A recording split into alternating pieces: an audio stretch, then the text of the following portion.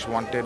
He told his father, mother, his cousins that now I have built this new house and we will all stay together and happy in this house, but that will not happen.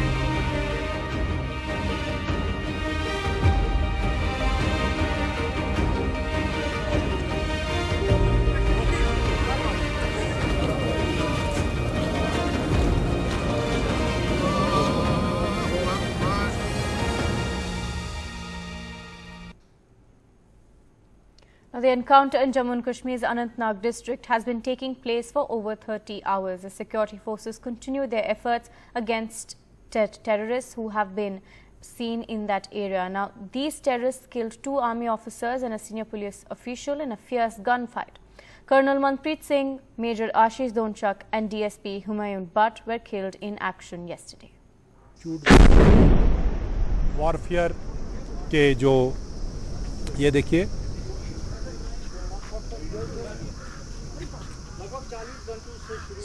एक बहुत ही बड़ा जो धमाका हुआ लग रहा है rocket type की जो किसी मुश्तबह जगह पे यहाँ धुआं हमें दिखाई दे रहा है.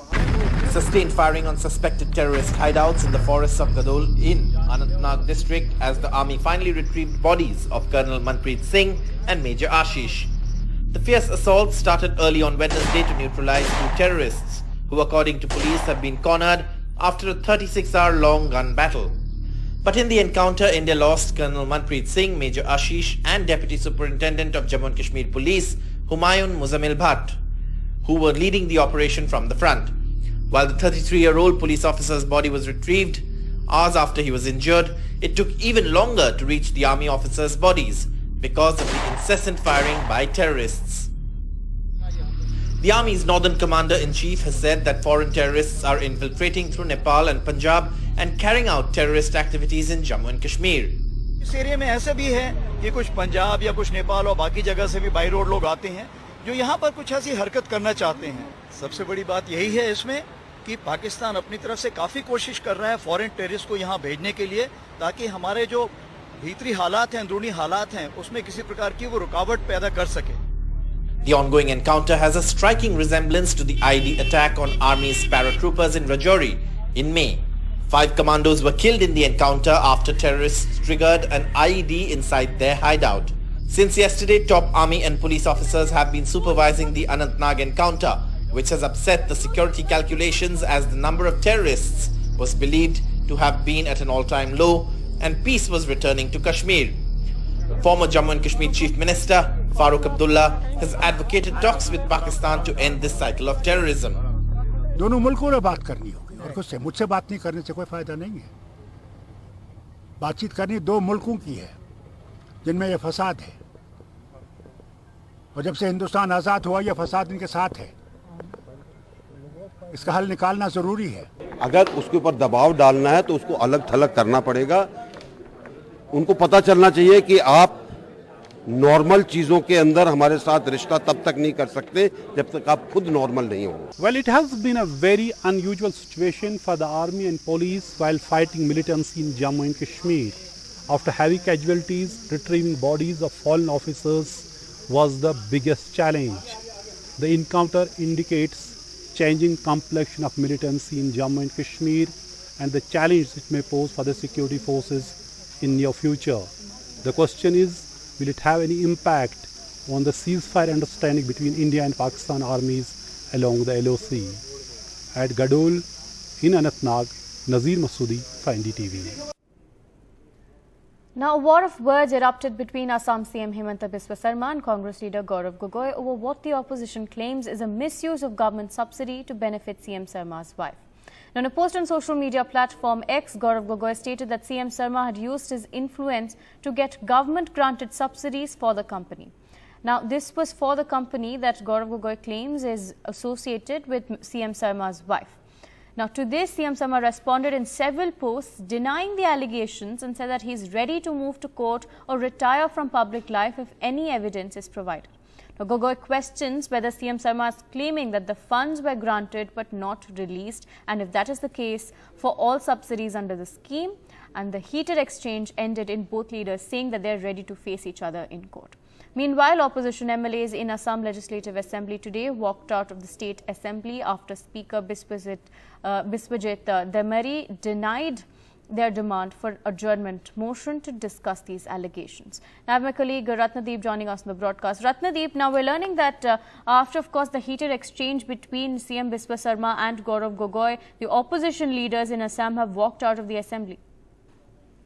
That's right. In fact, the opposition wanted to move an adjournment motion that all the business of the day should be adjourned, and this issue, which was raised actually yesterday through several tweets by Gaurav Gogoi, there was a war of words over social media platform between Assam Chief Minister Himanta Biswa Sarma and Congress MP Gaurav Gogoi Singh yesterday, where he has alleged that there has been a subsidy given, subsidy granted to company which is owned by the wife of Assam Chief Minister Himanta Biswa Sarma.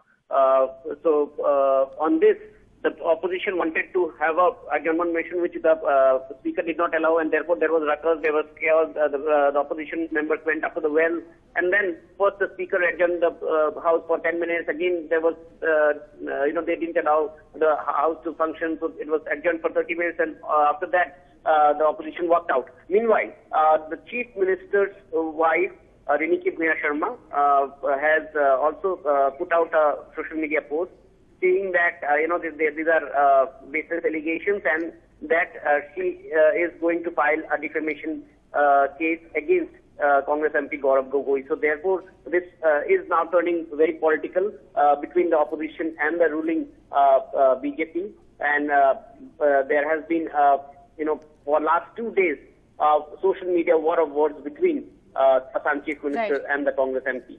Right, Ratnadeep, thank you for joining us and sharing those details on this particular incident. We'll, of course, continue tracking the story further as more developments come in.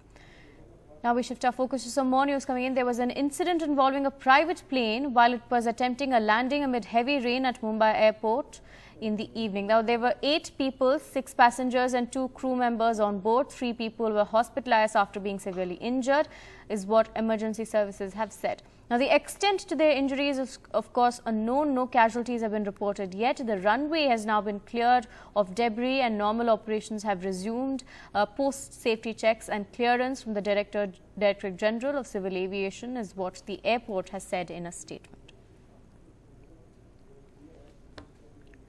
Now, news of a bus accident is coming in from Ghaziabad. CCTV footage shows a bus speeding off the Delhi-Meerut expressway. 18 to 20 people are reportedly injured in this accident, and the bus was en route Delhi from Meerut.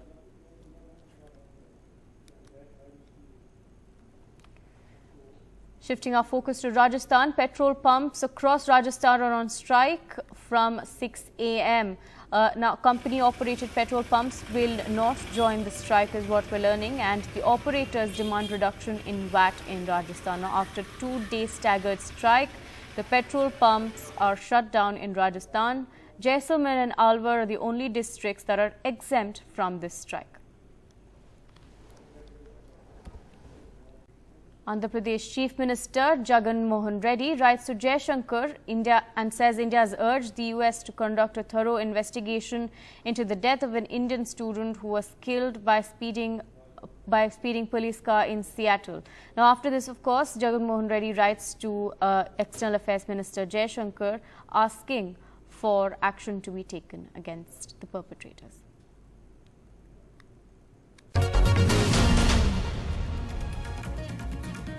Even as critics and supporters of former Andhra Pradesh Chief Minister N. Chandrababu Naidu are debating the pros and cons of his arrest and its political impact, NDTV's Uma Sudhir spoke exclusively to Andhra Pradesh CID Chief N. Sanjay to ask how they concluded the former Chief Minister is the end beneficiary of the alleged AP skill development scam and what they are doing about a key file that has gone missing.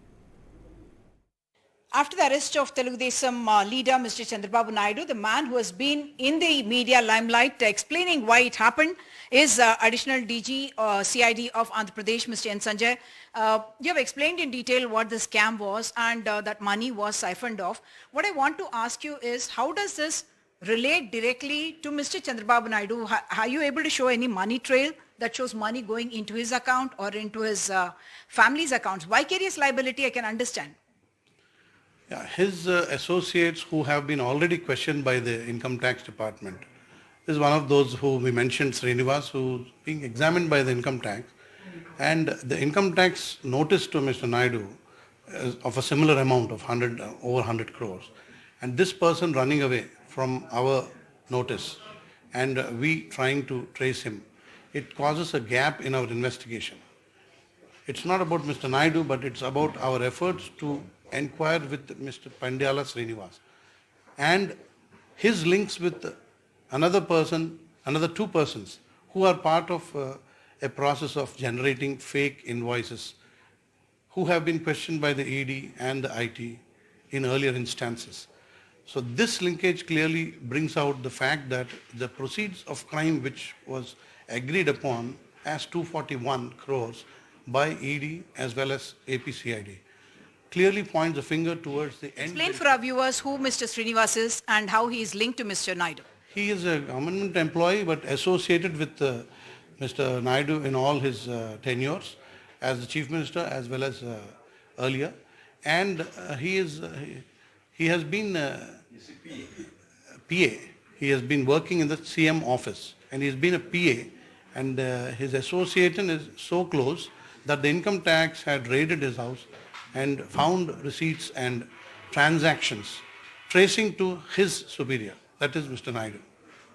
In this case that has obviously attracted a lot of attention, the allegation has been that you are acting on the diktat of the Chief Minister and that this is politically motivated. What is your reaction to that? The investigation has begun in the year 2018 when GST noticed irregularities, when accused people and shell company people tried to avail of GST benefits out of their greed and out of their jostling among each others to benefit from the GST. This has been thrown open in 18. And between 18 and 23, we have seen a lot of developments, like the FIR was registered in 21. The skill development organization was studied and scanned and understood. And in the last year and a half, the beneficiaries and the end beneficiaries was traced. The very fact that the way the money has been pushed out of the system was arbitrary, and it calls for high level pressure and involvement of the head of the government when officers have made notings so clearly.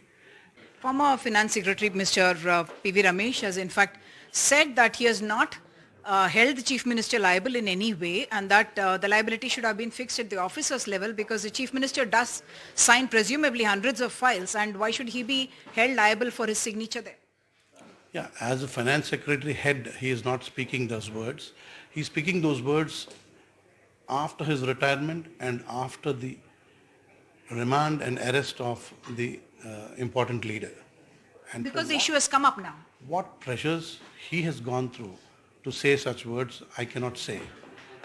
But we are under nobody's pressure. Especially we are working in tandem with two other professional agencies, IT and the ED. That is how it goes. IT and ED have also not linked this to Mr. Naidu while you are telling us about the Digitech and how the arrests were made by the ED in those cases, but there is no link that has added up to connect it to Mr. Naidu. Yeah. IT and ED are not a state government agency. We are linking this to Mr. Naidu because of the way the whole issue happened in a twofold manner.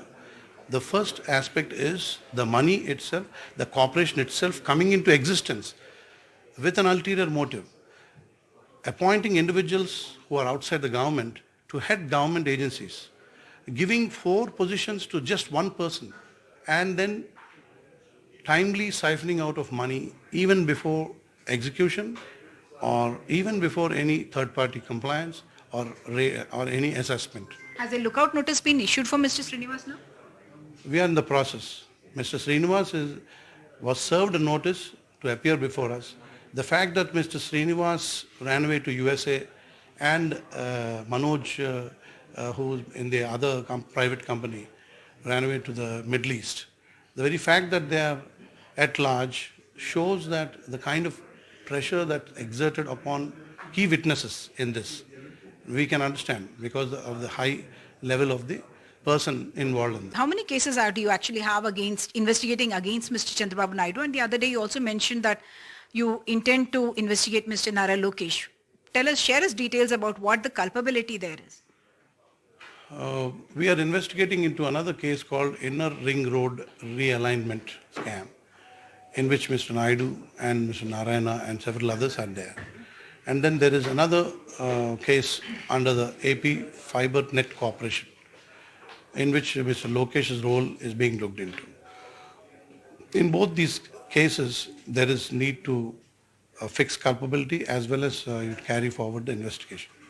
Okay, thank you so much. Thank you. So while the CID has been claiming culpability on the part of Mr. Naidu, it is a fact that the trail of money is not established, and even though they say he is the end beneficiary, that yet to be established.